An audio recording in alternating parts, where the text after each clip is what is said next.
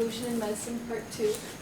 So if you remember my last one, we talked about how the concepts of medicine and of the role of the physician would be changing in this upcoming advent of so much more technology in medical practice. So today I want to talk about something different. I wanted to talk about the ideas of intelligence and how we form relationships. So I'll start with a story. So you guys have probably heard of the Mars rover named Opportunity, which recently, not died, but recently quit its operation in late 2018. So the background of this is that Opportunity was launched by NASA in 2004, and it was launched for a 90-day mission, but it surprisingly managed to stay operational from 2004 to late 2018. So that was 14 years and 46 days past its original mission. And its passing away led to a huge outpouring of emotion from our Earth community. And an example of this is from the actual NASA administrator that was in charge of this. And something that I found interesting was how much we anthropomorphize this rover and how much emotion was involved in saying goodbye to it finally. Its last message to NASA was, "My battery is low and it's getting dark." So you guys have probably seen stories of this because it was kind of a big deal just a few weeks ago. So just down there in this quote, you can see he said that it was a little rover that defied the odds and did so much in the name of exploration. So it's hard not to feel bad for it and to kind of feel some kind of emotion and attachment to this rover that does have pretty basic technology, right? So today I want to explore these conceptual shifts in how we view intelligence and how we view relationships. So currently where we're sitting is that a lot of the times when we think about intelligence, we think that it necessitates understanding.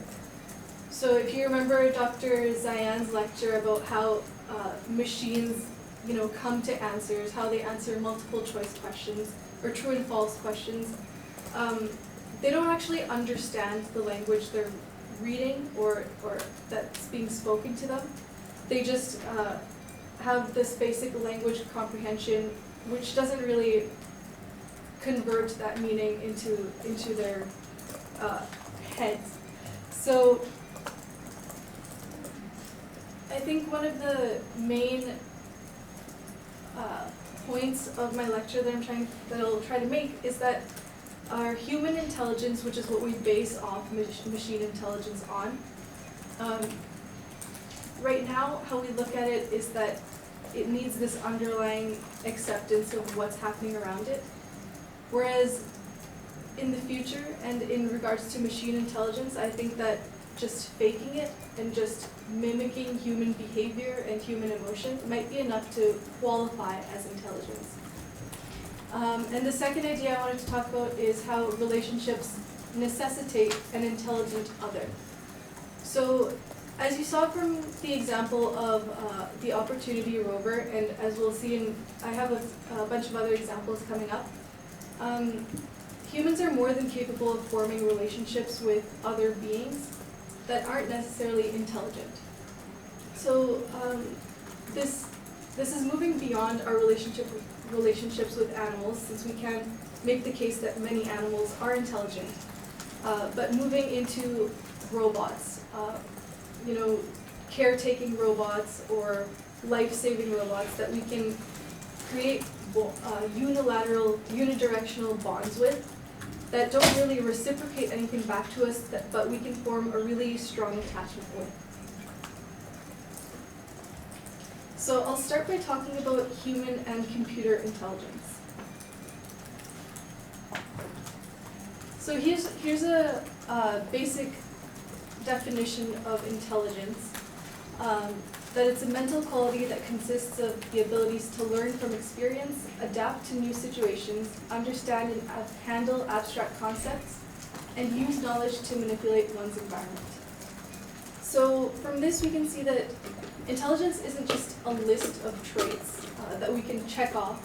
It's more of a list of processes that need to continually occur and continually provide the most successful behavior for an individual in a specific context. So one of the major ideas in intelligence is that we have to have flexibility and adaptability.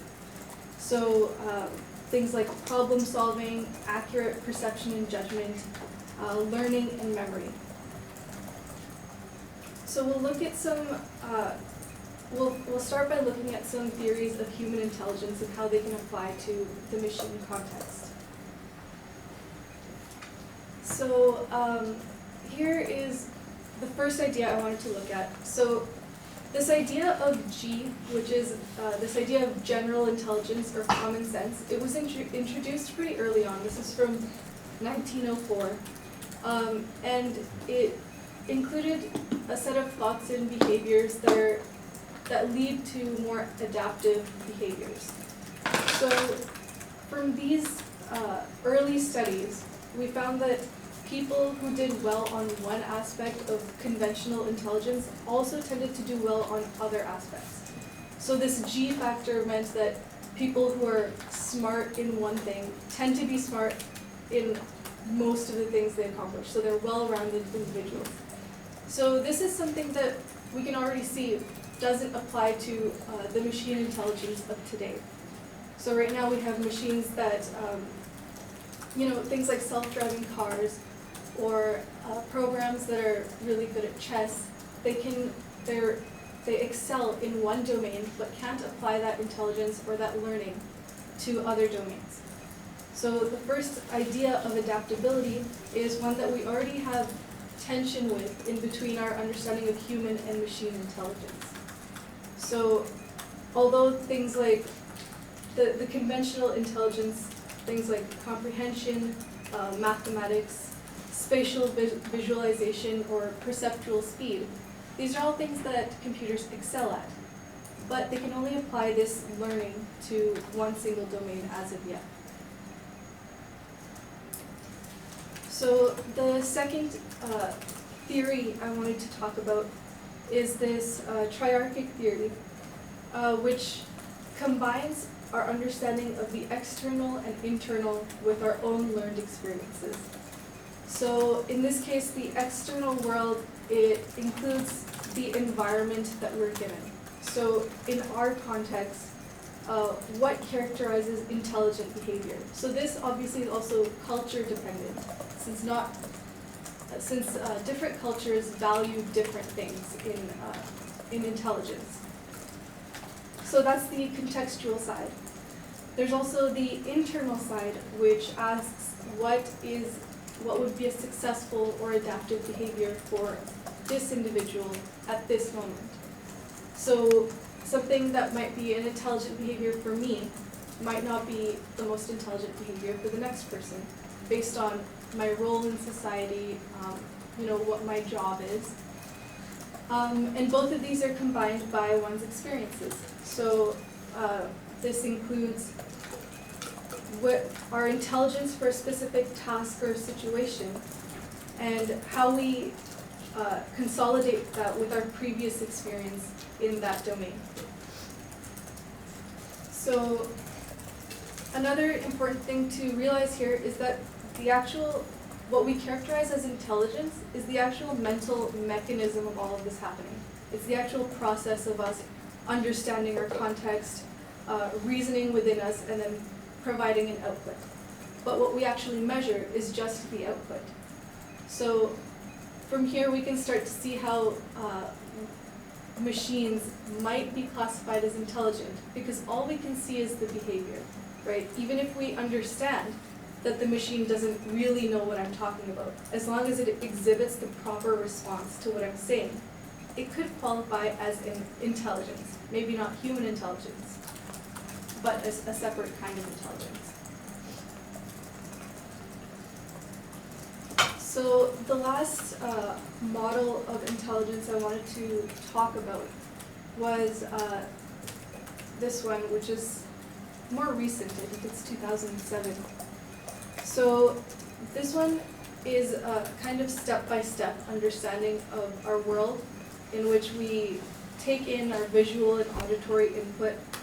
The next level is understanding it to a higher degree by elaboration, abstraction, and imagery. The third step would be the selection of a task response, which would include reasoning and understanding what the consequences of our possible actions would be. So this would include mapping out all of our possible behaviors and deciding on which one would be most successful or most likely to produce a positive response.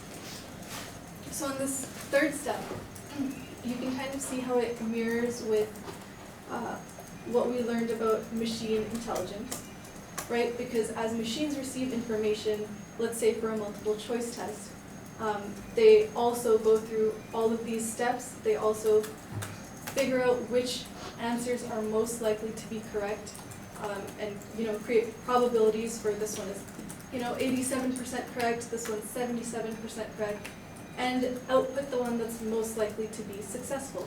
So that's similar to what we do. And the last step is the actual response engagement, which includes carrying out that behavior or that action and inhibiting all of the other possible actions. So this whole process obviously has to occur very quickly, and it's very dependent on our, in humans, it's very dependent on our white matter connections in our brains. So there's an emphasis on this undisrupted information transfer. So most of the theories of intelligence, human intelligence that we have right now, all agree on this concept that processing speed with little compromise on the actual information being transferred is one of the keys to intelligence. So when we talk about processing speed in the brain, the brain is faster at these connections than our current computers. But we also have to talk about the efficiency of information transfer. And in terms of organizational efficiency, machines are more efficient than our human brains are right now. So we can predict that as time goes on in our technology, our software and hardware gets better and better, that the actual processing speed of computers will start to eclipse the processing speed of humans. And because it is such a key factor of intelligence, it starts to question whether or not we can actually classify machines as intelligent. Oh, and I forgot to mention, there's also a link in humans between our efficiency in our white matter connections and our actual IQ. So this is a well-researched aspect of human intelligence. And it also links to, if you've ever heard of a concept called decision fatigue, basically it refers to our mental energy stores that get depleted as we go about our lives making decisions. So basically, if we have a lot of difficult decisions to make, then by the end of that day, we're going to be really tired, more impulsive. We'll avoid making future decisions, and we'll also have poor self-regulation. So this is a reason why in grocery stores, by the checkout counter, they have all this candy lined up, because you're more likely to be impulsive and less likely to self-regulate after making all of those decisions for your groceries earlier on. So in this case as well, computer intelligence would eclipse human intelligence because they won't face decision fatigue, right? They won't have this limiting factor of energy and resource use that humans have. So yeah, I just wanted to again talk about the importance of connections within the brain and the actual processing speed. So I think we've mentioned before in this class the robot that passed the Tokyo University entrance exam. It got in the top 20% and top 1% for math. So it's, I wanted to kind of shift gears and talk about why a robot that could do all of that, you know, the test of conventional human intelligence, we still wouldn't qualify it as intelligence, right? So what would be your reasons for not qualifying that as an intelligent machine? Are there any specific reasons? Is it just that it doesn't understand what it's talking about? Would that be what most, yeah? I think intelligence most often is synonymous with, say, something like sentience, the ability to think in different situations. So I guess that's usually a limiting factor. Okay. But could you call it intelligent? So you might call it intelligent in that specific place, but not like intelligent for like daily life. Okay. So I think you're right, because intelligence requires adaptability, right? As a lot of our human intelligence theories have suggested. But I wanted to talk about how humans also are guilty of doing this, of not really understanding or comprehending what we say we comprehend. So an example of this is taking classes that you're more likely to succeed in, right? Or studying more for the things that you're more likely to be tested on, and not really understanding the subject matter, just studying it for the test. So I think these are things that we don't really think about, but it's really similar to what machine intelligence is based on. So obviously this doesn't apply to all contexts, because we do obviously understand things in a wide variety of contexts. This is just for these specific examples. But I think if we're able to classify human intelligence in these specific examples, then we might also be able to extrapolate that to machine intelligence as well. So earlier I discussed a few theories of human intelligence, and I just wanted to acknowledge that there's a whole bunch of other theories as well that include a large amount of things. Like this one includes nature smart, people smart, body smart, picture smart. So this is a whole list of things that probably machines can't compare to, in at least not all aspects right now. So to address some of these shortcomings, I wanted to talk about just a few of these. The first one being emotional intelligence.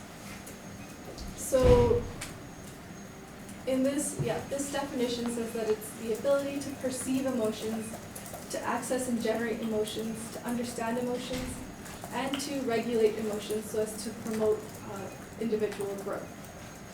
So this includes recognizing our own emotions as well as the other's emotions in order to create behaviors that will allow us to succeed in that environment.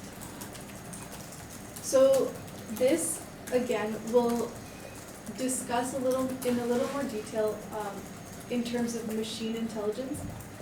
But this is another aspect where if a machine or a robot was able to mimic this ability to a good enough extent, then we might be willing to look the other way in terms of emotional intelligence.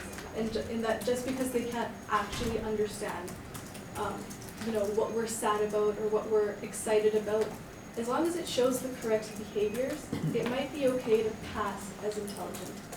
And that might be enough for us to accept those beings into our social circles or into our relationships. So this is a video I wanted to show you just because it's interesting. And it also relates to our understanding of intelligence, in that the question I want to ask is, does intelligence actually require a body? Does it actually require a physical state? So I'll just show you this video really quick. It's pretty short. I'll give you a little bit of background. So in this study, the guy in the blue shirt, he is going to be putting his hand on the other side of this divider so that he can't see his own hand, but there's a rubber hand in front of him, which is in the middle right there. And he's primed by paintbrush being run along both hands at the same time. So then he starts to feel like this rubber hand is his own hand.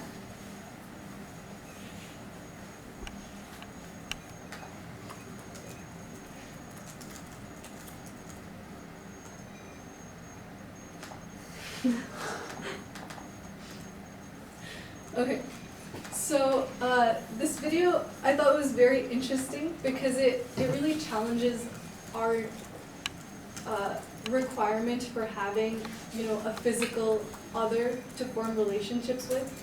And it challenges whether we really need our bodies or our, specifically a carbon-based body to create these relationships with. And this is also the principle that, prosthetics rely on, the fact that we're so able to create attachments, even physical neuronal attachments, with things that aren't actually biological and don't actually belong to us. And this was done within like 30 seconds, as you saw.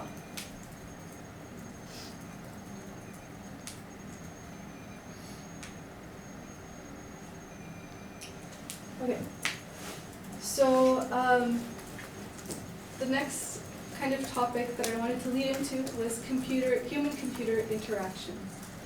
So, as you saw from, my example of the Mars rover opportunity, there's this interesting interplay between our understanding of machines and how we project our own emotions and our own personal feelings onto them.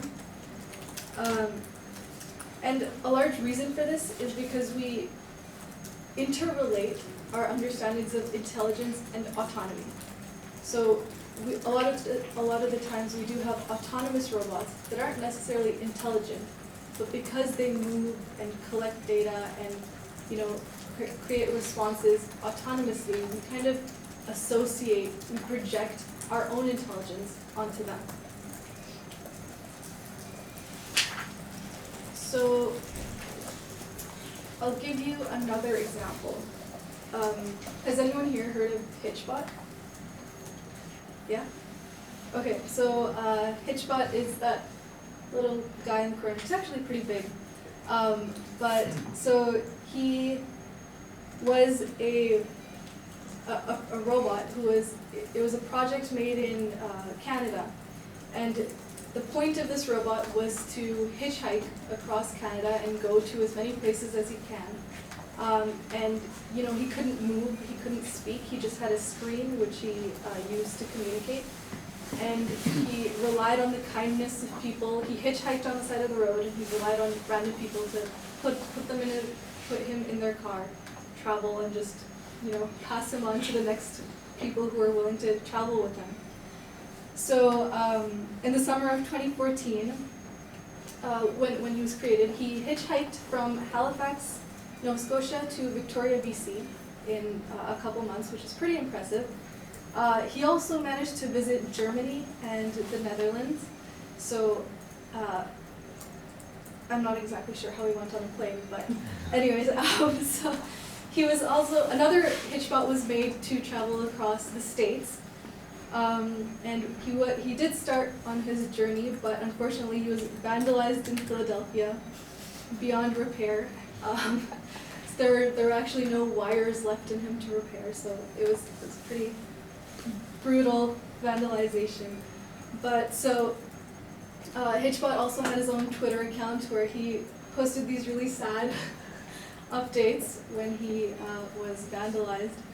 So here you can see this, we can start to see this understanding between two beings, even though this robot is quite rudimentary, right? We have this respect for this other being, even though it doesn't actually understand anything. It doesn't actually exist, right? It's not a sentient being.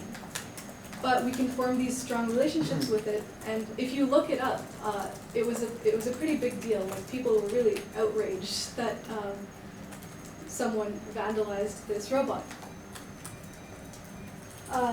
So, while this was a pretty calm example, like, you know, no one was actually hurt or no one was in danger because of this, it becomes more relevant when we're talking about military robots.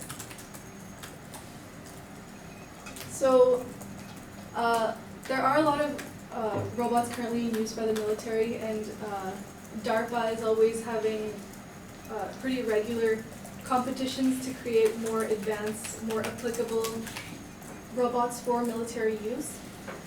So, if you look this up, there are tons of stories about this, of robots receiving ranks like captain or corporal. They get promotions when they do well on their missions. They also get medals, which is pretty interesting. They also have funerals with full gun salutes, like soldier funerals. And they are, like, in all aspects, treated like fellow soldiers. So I have an interesting story about this. The best way to defuse landmines is to actually step on them, which is obviously dangerous and not very desirable for humans. So there's actually this robot developed, the picture, that's the robot right there. It was developed for defusing these landmines. So because the most effective way to do this is to step on them, it was designed like a stick butt. And it has these legs that are really easy to replace, and each time it steps on a landmine, it loses a limb, it gets blown off, but then it keeps going to the next landmine, and then it loses its next limb, and then it just continues going on. So there was a trial going on with this robot, where it was going through this process of stepping on a mine and losing a limb, until it was finally on its last leg, and it was dragging itself forward with its one leg to get to the next landmine. And the Army colonel actually shut down the test while it was on its last leg, and he deemed the test inhumane. So this is like someone, this is someone in the Army who is, I think, should be more used to this and more capable of handling these kind of things than the average person.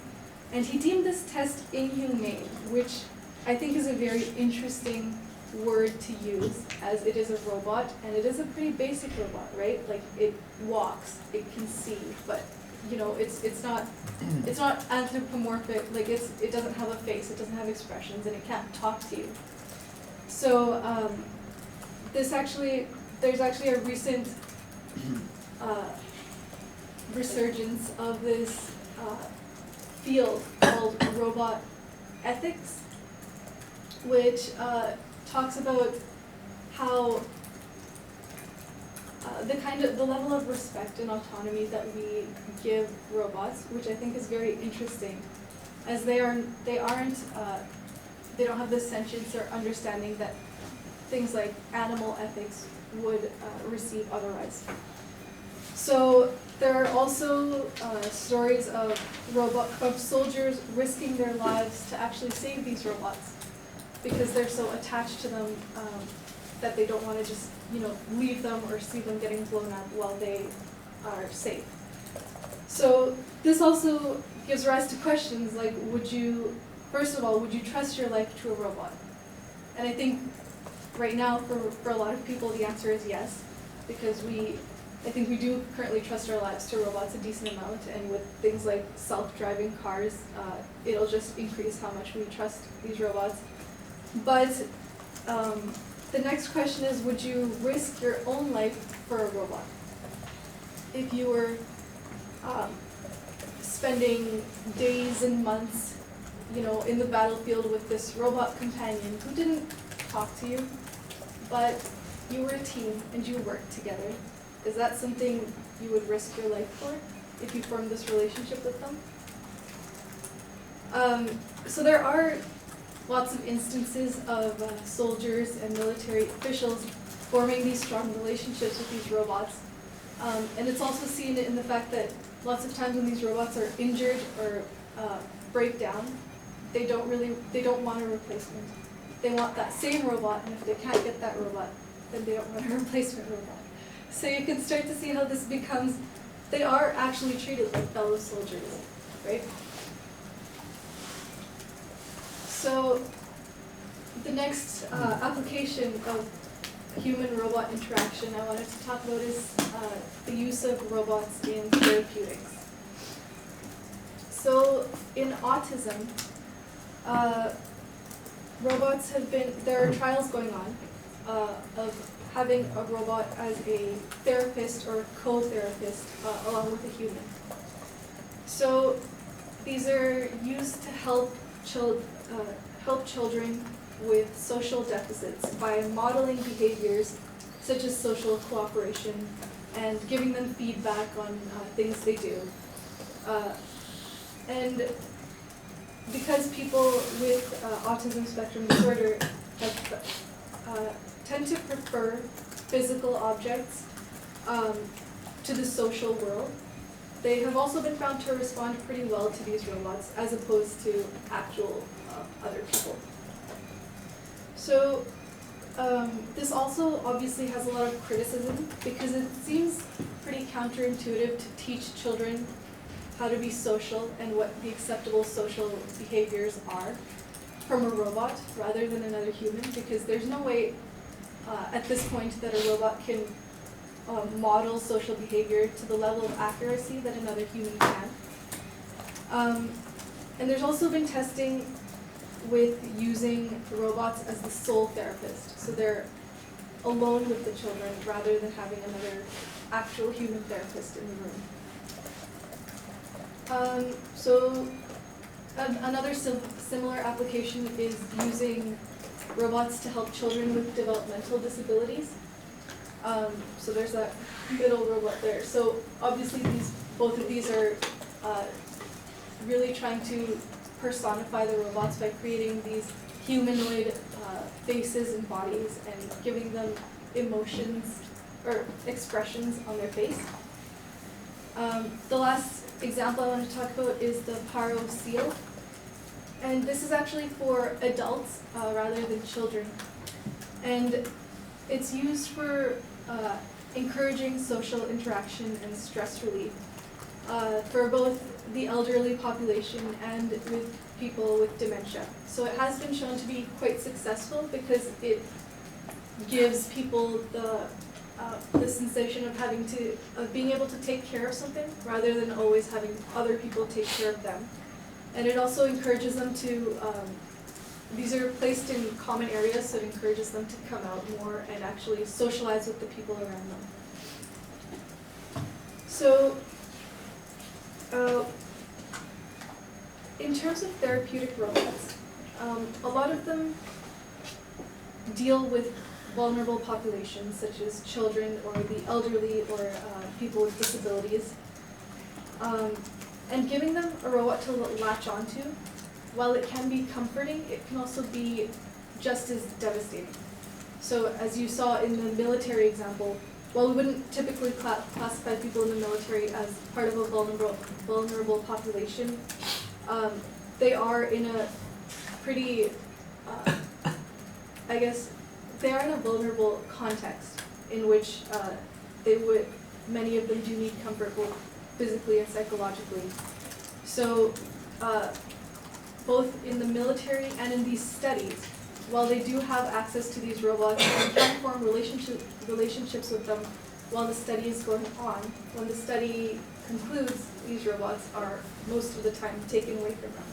So this can also have a pretty big detrimental impact on these people, especially when we're dealing with these kind of populations. So in these cases, we have to think about how do we actually prevent anthropomorphization. So in the military, for example, these robots aren't given faces to create expressions with. They aren't given personalities or voices, but humans still project our own intelligence and our own emotions onto these robots. So an interesting area of study right now is figuring out how to actually prevent this, or if it's possible to curb it to some degree, so that humans don't feel the need to risk their lives just to save their robot friend who doesn't actually know what's going on, right? We can make another one of those.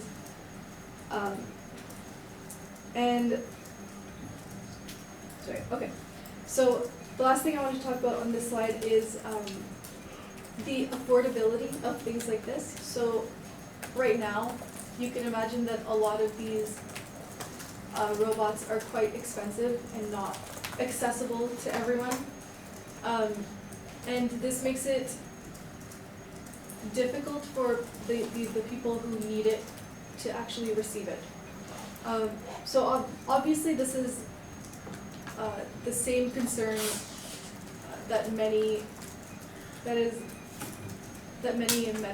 medications right now have, and therapies, like not everything is always accessible to everyone who needs it. But when we talk about machines and robots who keep needing hardware upgrades or software updates or in-app purchases, that having these things that we form emotional attachments with might not always be there for us and might actually go farther away from our reach. So this is from the paper published by the creators of the Paro seal. So this is actually how the behaviors are generated from this seal. So I just wanted to show you this because a lot of the videos of elderly people with interacting with the seal, they start to form these really deep bonds with it. Like it's the size and approximate shape of a baby, and they did that on purpose because you want to bring out that nurturing, loving relationship between the two. And it has this soft white fur that has sensors on it, so that when you touch it, it makes a purring sound and it's happy, and things like that. So the idea of deception also comes into play here. I think that's one of the most one of the loudest critical comments about using caretaking robots like the Paro seal is that it's not actually, it creates the sense of having a social bond with another being, like a pet or a child, but in fact it's already pre-programmed. It's not actually responding to you, right? If something's behavior can be mapped out like this, is it really responding to you, or is it just doing its job, doing what it's supposed to do? So let's talk about why we actually anthropomorphize robots. So we do this for three main reasons. Number one is physicality. So we're more likely to form relationships with things that we can actually, touch and see, rather than things like chatbots and computers that don't actually have a physical form. The second idea here is autonomous movement. So things like Paro the seal or the military robots, they move in a way that, even though it's programmed, we can't exactly predict what's going to happen, which way they're going to go next or what they're going to do next, which makes us project motivation and intent onto them. So that's another way we kind of humanize these robots. And the last one is robot design. So a lot of the robots that are created for the sole purpose of producing relationships with them purposefully have human-like face structures or animal-like, and most of them, I think all of the ones that are trying to actually form relationships with humans, they have to have like a specific they have like these eyelids that can blink on time to make it seem more human-like, and they create certain facial movements and sounds. And I think, so here's something that might be an unexpected example, but the Roomba, which I think most of you might know, it's one of the most widely sold autonomous robots, even though we might not always think about it like that. And there have been a lot of studies, surprisingly, with Roomba and humans' attachment to their Roombas. Does anyone here have a Roomba? I just wanted. I don't, but my grandma does, and she hated it at first. Like, what's this super machine doing in my house? And now she loves it. So, oh, she does that. Yeah. Okay. So, yeah, I just wanted to see if people here actually have experience to this. But there have been actually multiple studies about Roomba and human attachments to it. And in most of them, they found that humans have this strong sense of gratitude to their Roomba and a desire for reciprocation, like being nice to the Roomba because it's doing so much for you, right? So here, there's examples of naming the Roomba, dressing up the Roomba, feeling bad for the Roomba if it gets stuck under a couch or something. There's some interesting stories in the studies I read.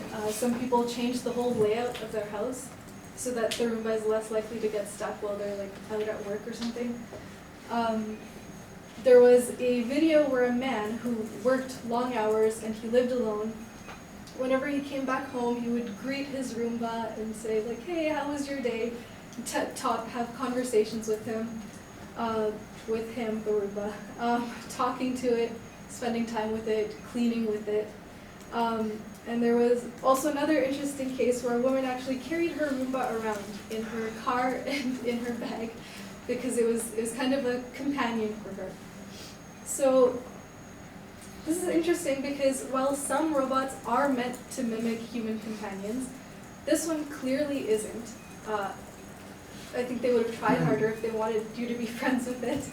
But somehow, even though it doesn't have these capabilities that we look for in companions when we form relationships, we still find a way to give it a personality and form an attachment to it, which, as we saw, in some cases might be really good, but in some cases might be equally as bad.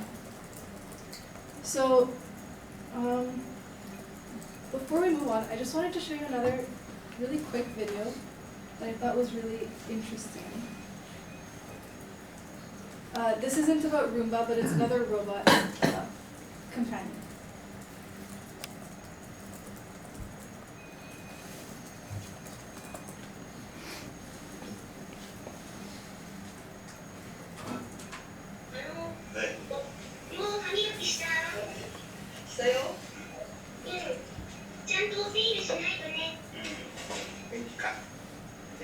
Ryoko and her husband have found a novel way to fill their empty nest. With children gone and no sign of grandchildren, they invited Pepper into their lives. でも可愛がってるのは主人で、着せて喜んで楽しんでるのは私。会話もするけど、ね、でも、ゲームを時たましてくれるので、ゲームがあるから、頭の体操にもなるかなって、それは思います。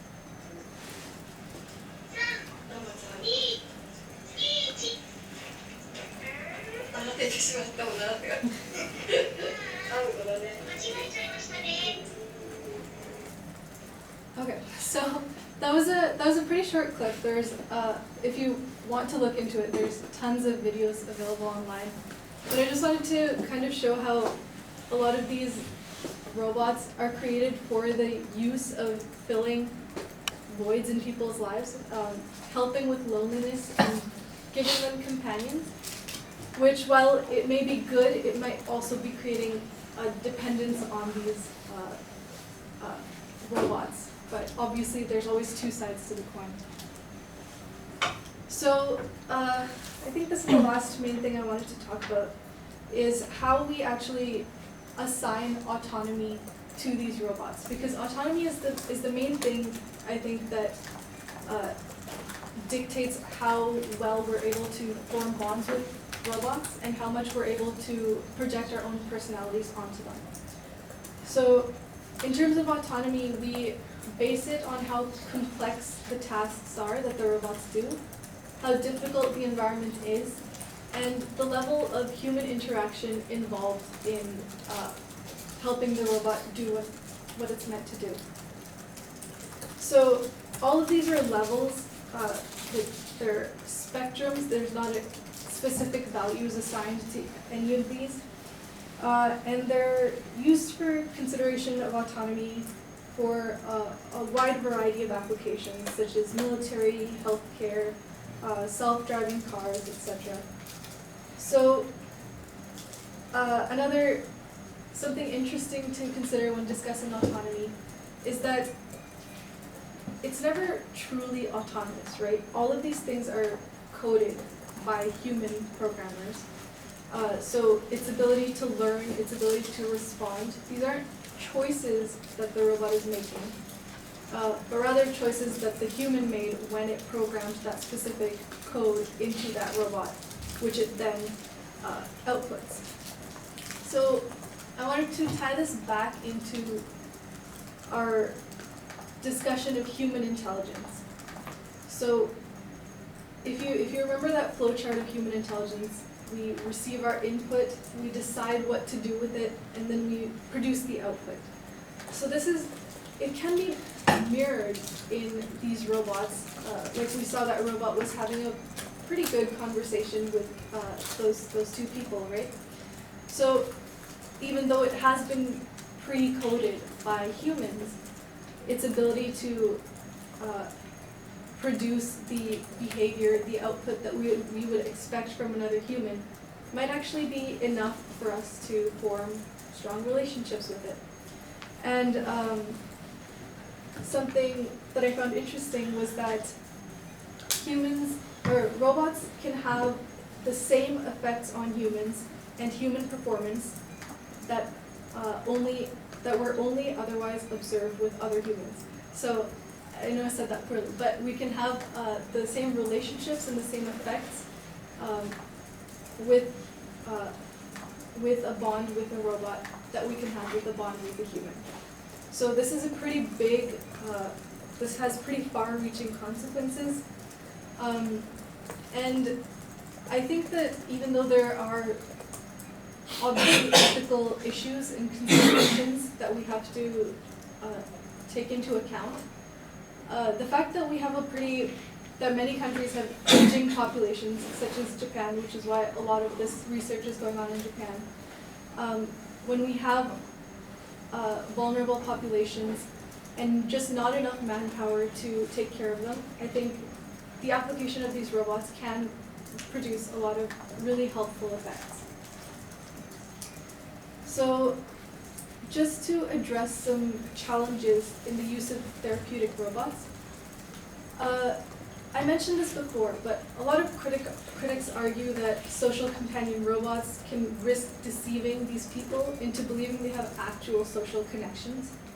And I think this is important when talking about uses with groups who have autism spectrum disorder, who already have a difficult time forming these social connections, and forming these connections with robots will not be the same as forming these connections with humans. And we know that to succeed, to be adaptable, we have to be able to form these connections with humans. There's also the more practical, data collection concern about equipping these vulnerable populations with recording and measuring devices. Most of these robots have cameras and have recording devices, which, like all hardware, can be hacked and can be used for things that they aren't supposed to be used for. It may inadvertently encourage dependence. So this is something that could be seen from that video that we just watched with that couple who had that child who was a robot. And lack of customization for individual patients. So a lot of the places where these studies are occurring with these caretaking therapeutic robots, they have one robot or one of those seals for a group of like 6 to 8 elderly people. So while these robots are equipped with the ability to learn and to respond based on what actions you do with them, different people have different needs, and this is especially applicable within patients, such as dementia patients. Different people will respond well or negatively to different things. And to be able to actually customize these for individual patients, we again have to talk about the affordability of these kind of therapeutics. Yeah, affordability. So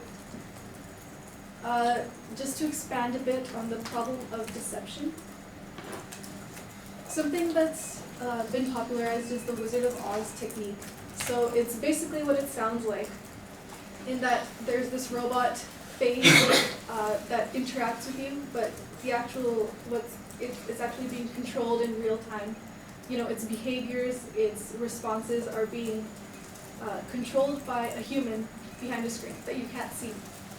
And while this may be helpful for really specific scenarios, it also creates an even greater deception, I think, because at the end of the day, you are talking to this other person, or this other person who's pretending to be this other person. So that is also a problem of deception, and I think we need to take into account the dignity and autonomy of the people themselves, of the patients themselves. So yeah, this is basically, that describes the Turing deceptions, where you're unable to tell if you're talking to a machine or a human. And we also run into the question of supplementing versus replacing human care. So at this point, we are only supplementing. We're not at the point where we can completely replace human care with robot care, but that's definitely a concern moving forward. And so these are some interesting bullet points that I got from a book of ethics written specifically for human-robot interaction. So human frailty is always to be respected, both physical and psychological. So this, again, especially psychological, takes into account how the level of deception we're willing to go to in order to care for these people. Predictability in robot behavior is also desirable, which is interesting because to actually believe that something is autonomous, we also simultaneously need it to be unpredictable. But at the same time, because we want it to be safe, we want it to be predictable. And the third point I want to talk about is that humanoid morphology and functionality is permitted only to the extent necessary for the achievement of reasonable design objectives. So you've probably seen those really hyper-realistic human robots that are currently being developed. I don't think they're currently being used for any therapeutic purposes, but this is really important because you have to bring into perspective just how much attachment you're willing to let these patients have with these robots. Because at the end of the day, they have to understand that they aren't real animals and they aren't real humans, which is something that's already being blurred in the examples of military use robots that I talked about. So to finally go back to the beginning and to wrap up, we talked about how our idea of intelligence really revolves around our human understanding of intelligence. Everything that we evaluate, animals or machines, is based on our current rubric of human intelligence. And I think that is something that will change, in that machine intelligence doesn't have to completely be just like human intelligence. I think that the current mimicking of human intelligence is getting good enough that we might actually be able to just look past the fact that it's not truly intelligent and treat it as if it was. And this is something that's already happening. And the second point in terms of relationships is that we can form strong bonds with unidirectional understanding. This is something I think we've been doing for years with pets, you know, with dogs and cats and fish. Like I have a strong relationship with my fish, but it's something that can also be transferred to these machine or robot companions that don't actually have an understanding of anything, but are good enough at convincing us that they do, that we don't mind. So yeah, that's all I wanted to talk about. And I also wanted to mention that tomorrow's Future Day. I think you guys talked about this on Tuesday, right? So if you are interested, there's medical grand rounds tomorrow at 8 a.m. So it's talking about burnout and wellness, which is also something we've talked about in this class. So you can feel free to come if you're interested. The Millennium Project is also doing a day-long Future Day. It's the only real Future Day that's all encompassing. So I will send you that. It's a very recent thing. I just got the email a half hour ago, so I don't know how long I've been planning this. But maybe they sensed, as we sensed, that there's a huge vacuum. There's a Future Day vacuum. That there's hardly anything going on for Future Day. But of course, the Millennium Project is also the source of the book in this course that Gary Goldsand talked about recently. And that book has not been updated now for 2 years.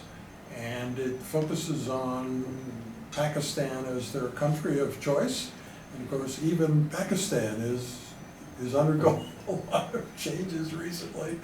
So it's kind of interesting to see whether during this Future Day celebration that the Millennium Project has, they give any hint of when the next version of the book is coming out, or if the book you all have is the last one ever capable of producing, which is important in terms of your becoming part of the text, right? That I told you there's a way to sign up and contribute to the next version of the book, but that means there needs to be a next version of the book. So these are some of the imponderables you can think about. And I'm interested if you go to medical grand rounds, what you think of it. It's an unusual medical grand rounds for us because we know the anxieties of the speaker and so on. He's really working very hard on this presentation, Peter Brindley, and I think it'll be great. And I am bringing the banner. I'm bringing the banner not because so many of you are going to come, but because I think it might be useful for him.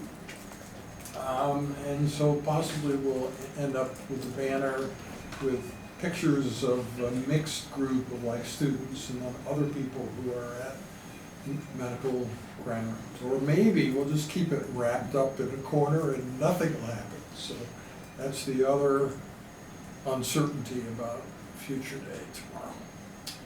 So every year is different. Yeah. And every class of this course is different. Every set of students take the course, and their reaction to Future Day is different. So questions for Ishita? So how is this, I guess the way it's presented sounds like this is a new, kind of really up and coming new idea where you can form bonds with these inanimate objects, sort of, like social bonds of it. But don't a lot of people already sort of do that on things that are not even autonomous? For example, let's say I have like my winter jacket, I wear it 6 months out of 12 every day, keeps me warm. I get tired at school, I sleep in it. I feel very sad if I lose my winter jacket, and I would probably go through a lot to get it back, to be honest. Is that, like, it's not autonomous, it doesn't think, it's not, you can't anthropomorphize it, but isn't it kind of a similar idea, and in this case you're just taking it one step further, I guess? Or I guess a similar example would be, you know, people who are like crazy into cars, they spend so much money in their cars and they give it names or whatever, or soldiers of guns, they love their guns and they give them names and stuff. Yeah. Yeah, I think it's definitely true. Like, humans have this ability to form bonds with basically anything, like attached to, you know, people are attached to their house or like, you know, like their car, things like that. But I think the real thing that differentiates the two is that your car or your jacket doesn't actually have the ability to deceive you.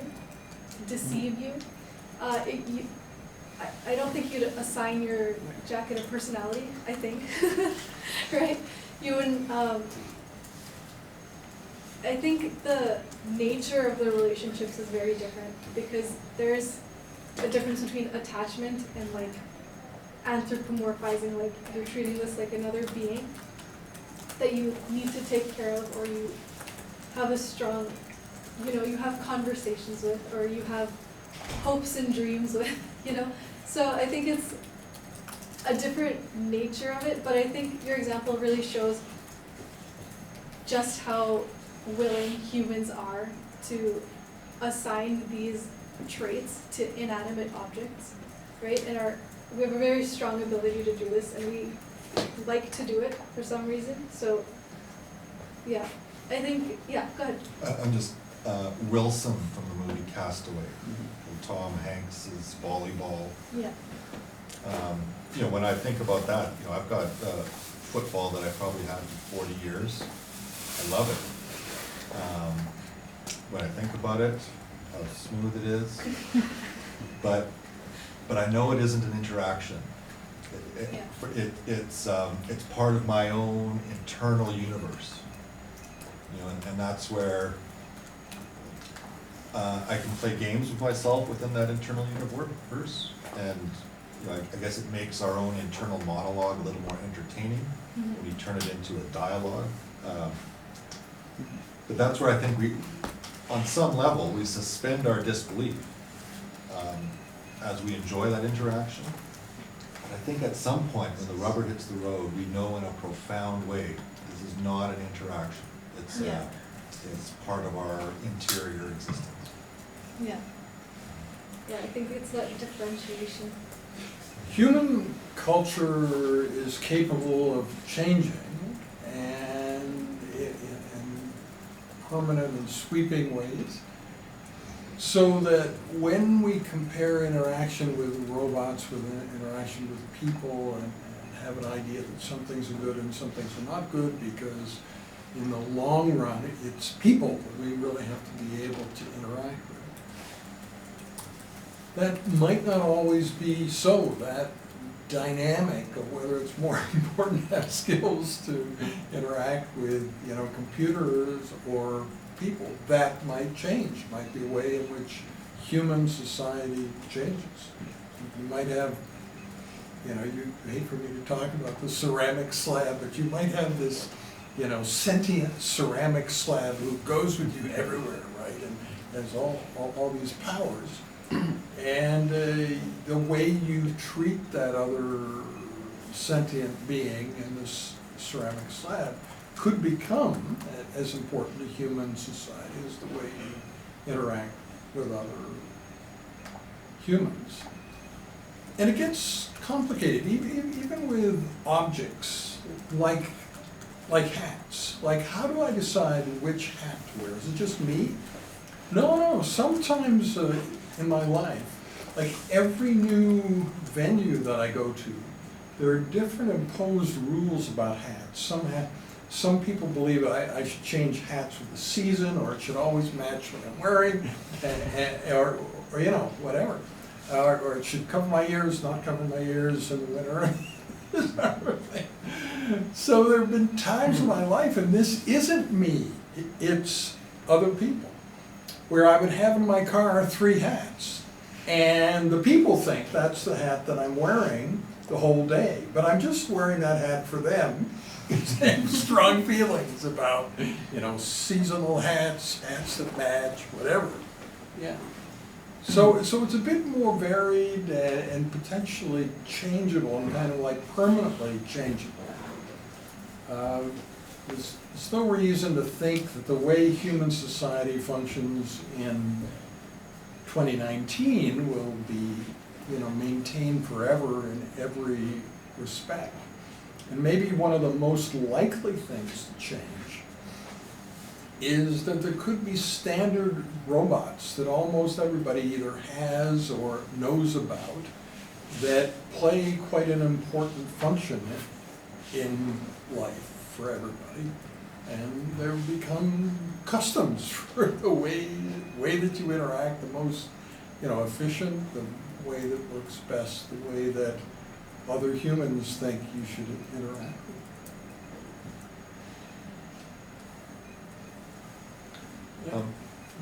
It was a very nice tour through the, but I was sort of, it was reinforced what we've heard a few times, that it seems unlikely that the robots will replace physicians in the future, but physicians will be using robots as tools to help their interaction.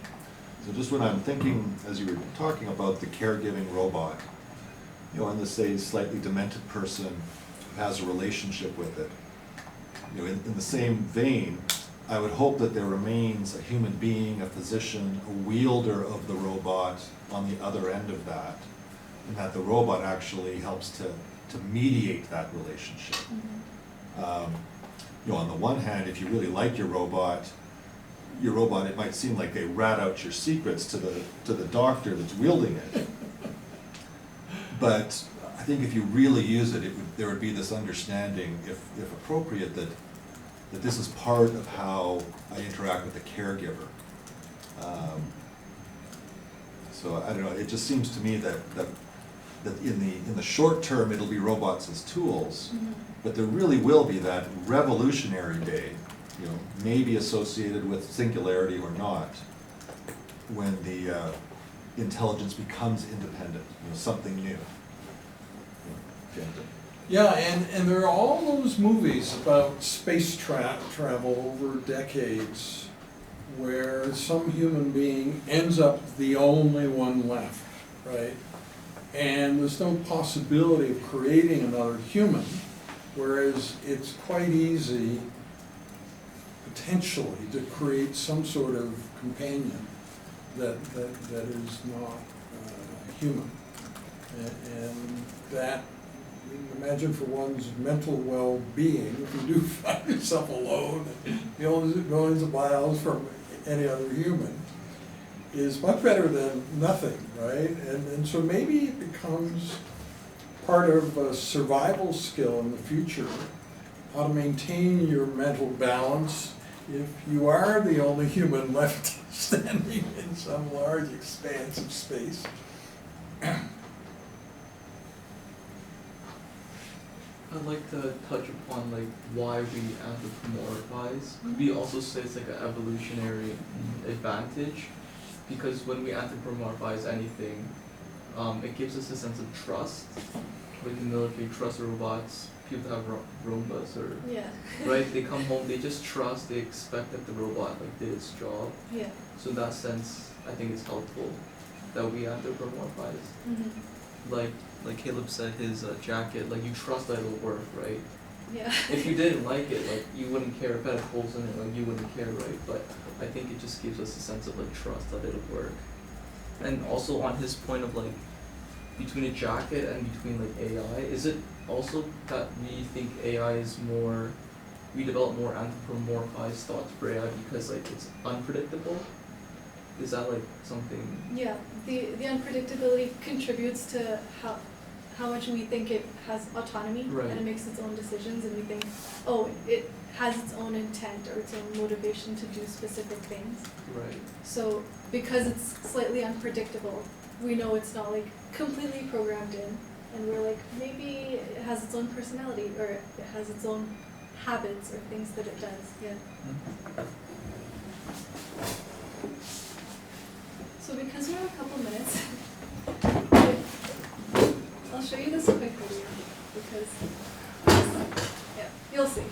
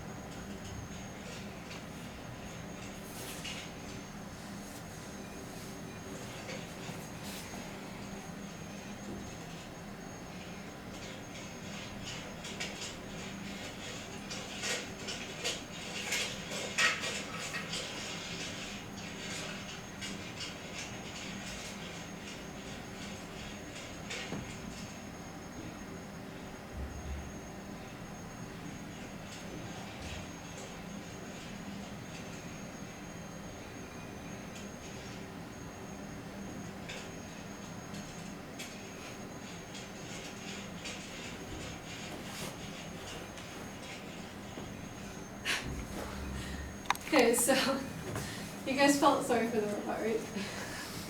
You kind of started hating that guy, right? When he pulled him back. No, No? I thought he was helping the robot learn some important life lessons. You didn't feel bad for it? The robot? Well, it's, no, it's not. I'd say it depends if you know what's actually going on. I mean, I think most of us know what's going on though. Like we know, like it's, the video is called Testing Robustness, but it still kind of hurts your heart, right? Well, probably more closer to the actual algorithms in place. Yeah. So I just want to get back into like anthropomorphizing, so you have to have kind of a physical kind of component to it for intelligence and everything.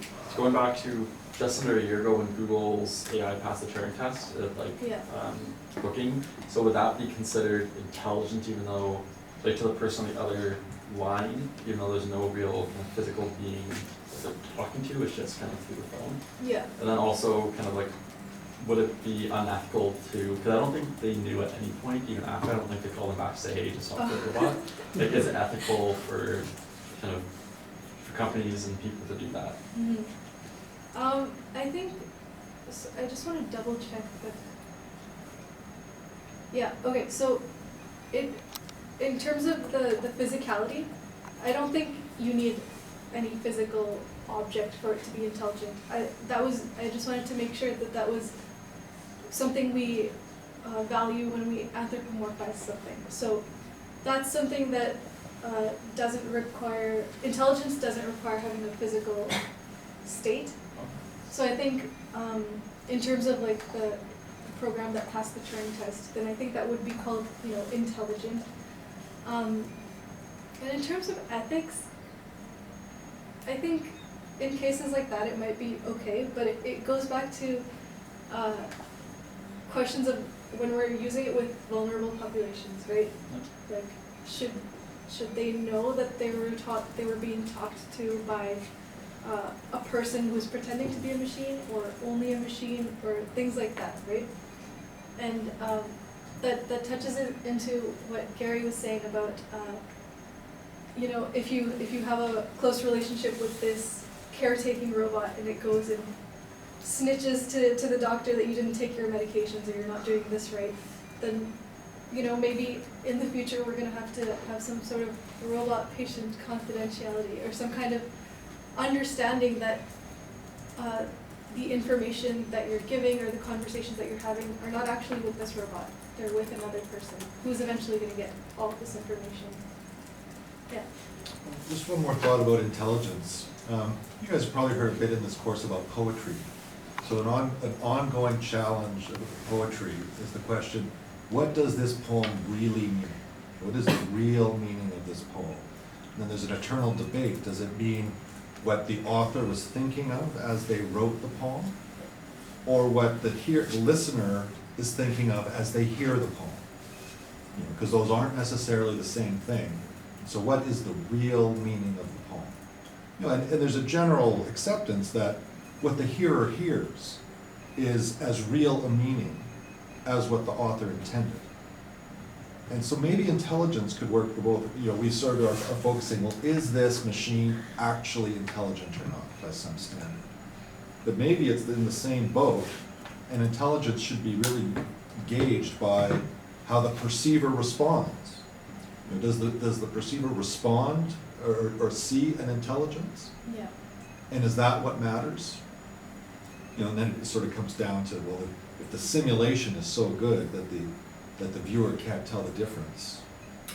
Yeah, and when it's really good, like poetry at its best, you can begin to believe in a third entity that when the poem was created, somehow this other force came into being.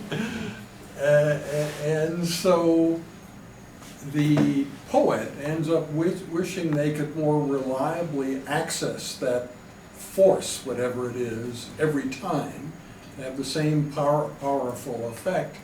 And they feel also that the poem has a meaning beyond anything that they ever intended as they were writing it.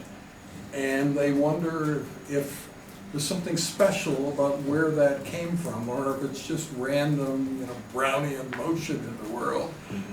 But it makes a better story that there is something purposeful, meaningful behind the extra meaning that poetry, good poetry, takes on, and you know the great value that it is to the hearer. And it's not that every hearer hears the same thing, right? No, they all hear something sort of appropriate to their own lives and life experience to that point, and so on. So, like Leonard Cohen said, if I knew where the good songs came from, I would go there more often. So that's the kind of idea, that mythical place that a good poem's coming from. The Tower of Song. Yes, something like that. Does anyone have any more questions or comments? 2 minutes in the class period. When you say that another being, do you mean like the poet tries to recreate the conditions when they were writing? No, it's just that it seems almost intentional that poem has various effects, but that's not the intention that the poet knows that he or she had when they wrote it. So where does it come from? That's the kind of feeling. There's another source that, and it's not exactly the poem writing itself, but that as you're writing it, you're creating value for people that comes from ideas that you are not consciously thinking at the time that you write. So it could be a collective unconscious type of idea. Yeah, that's right. Okay, well, I'll see some of you at medical grand rounds, and I'll see all of you at the exam.